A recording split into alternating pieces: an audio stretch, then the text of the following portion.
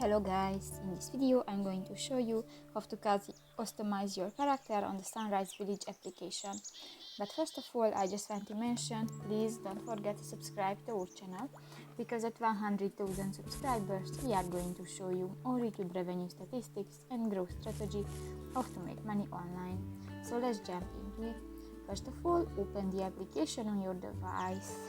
New. If you want to customize your character, click to the star icon at the upper left corner of the screen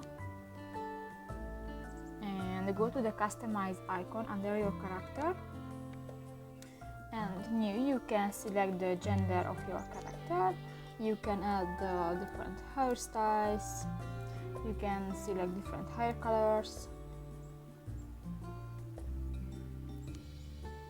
you can change his face or him face, you can select a different outfit, and you can select a skin tone, and that's all. So that's pretty much it for this video guys. See you in the next one. Bye bye.